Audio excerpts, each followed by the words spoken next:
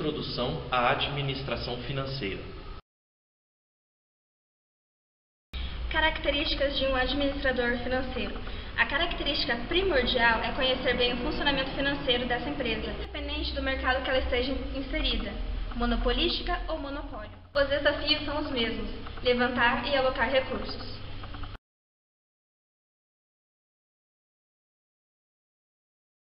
O que é administração financeira? Mas antes, o que são finanças? Finanças são princípios econômicos para acumular um determinado resultado de um valor em um determinado tempo.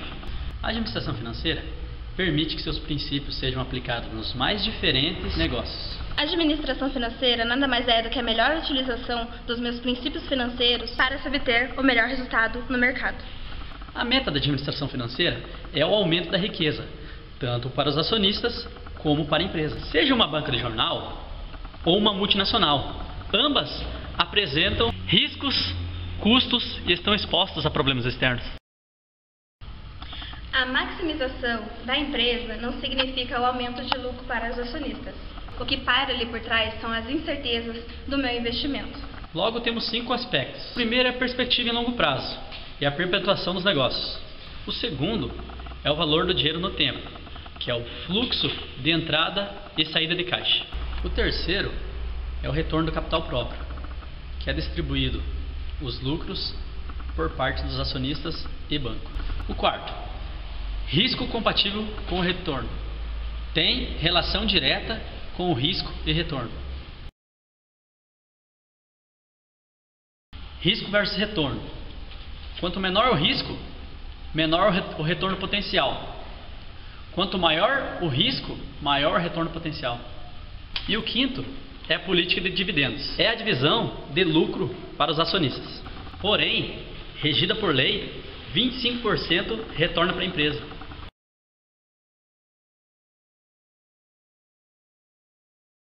Princípios financeiros básicos.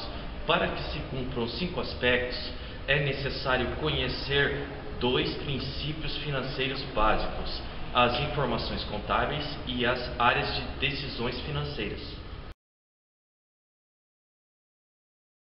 Informações contábeis. Somente depois de ter conhecimento sobre as informações é que o administrador avaliar a situação socioeconômica financeira, tomar decisões e corrigir o rumo indesejado.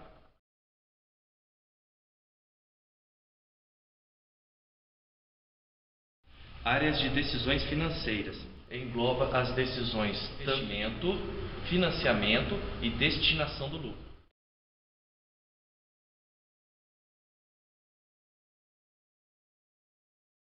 Eu quero o melhor local para investir o meu capital.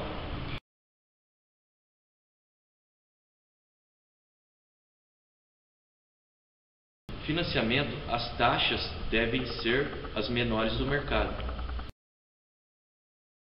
A principal função da administração financeira é obter recurso e alocação dos mesmos com o menor custo. Temos 4 situações sobre essas adequações.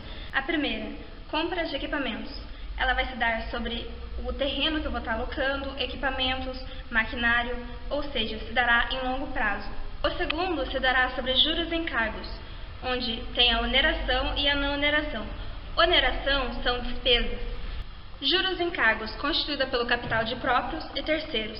Enquanto o capital próprio ele não onera, ou seja, ele não gera despesa, o de terceiros vai estar gerando despesa e modificando o meu retorno. Terceiro, recursos próprios.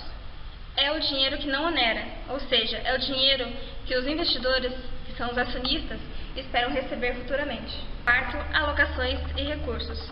Eles são a otimização do meu espaço e eu conseguir pagar os meus vencimentos nas suas datas. Liquidez é a capacidade de a empresa honrar os seus compromissos e ter uma folga financeira para demais eventualidades. Rentabilidade é para saber se o dinheiro que eu investi vai me trazer o lucro esperado.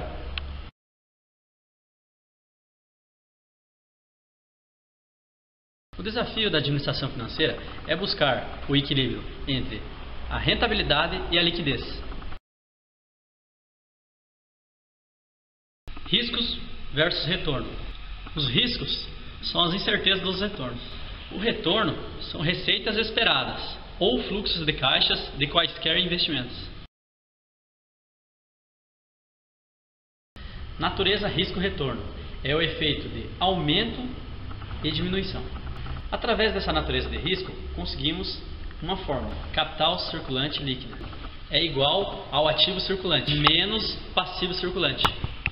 Para medir exclusivamente a rentabilidade das operações, deve-se relacionar o lucro operacional com o valor do ativo operacional. Ativo circulante representa as minhas disponibilidades, seja ela em caixa ou movimentações, fazendo parte das minhas contas patrimoniais. Com o aumento, eu terei a redução de risco e retorno. Com a redução, busca-se a rentabilidade da empresa. Passivos circulantes são contas a pagar: matéria-prima, fornecimento de mão de obra, imposto, 13º do meu colaborador, entre outros. Efeito do aumento.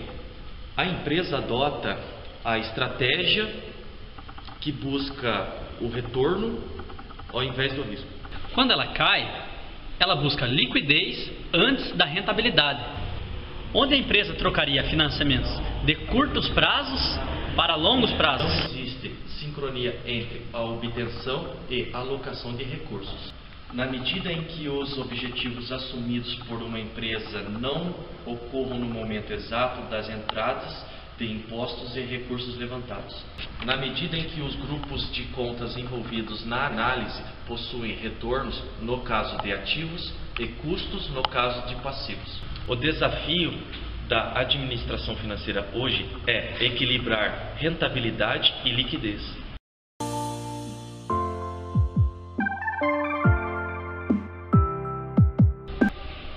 Jair, um dos principais desafios da administração financeira é equilibrar a rentabilidade com a liquidez. Enquanto a liquidez está relacionada à capacidade de honrar a rentabilidade, implica no retorno do capital investido na empresa. Se isso é um fato, qual a dificuldade em equacionar esta relação? Então, Júlio, essa dificuldade ocorre quando a rentabilidade e a liquidez caminham junto com a administração financeira. Se a empresa procurar priorizar a liquidez, vai comprometer a rentabilidade e alguns recursos deixará de ser feito. A recíproca também é verdadeira. Se a empresa priorizar a rentabilidade, comprometerá a liquidez também.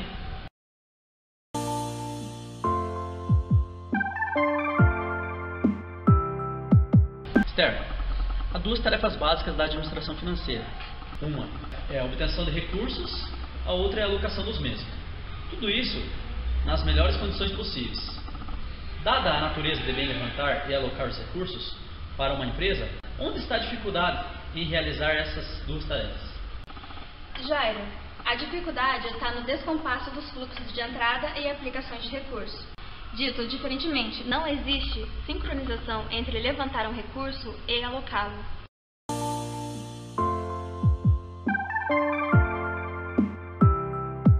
Júlio, o principal desafio de uma empresa é aumentar a riqueza dos proprietários.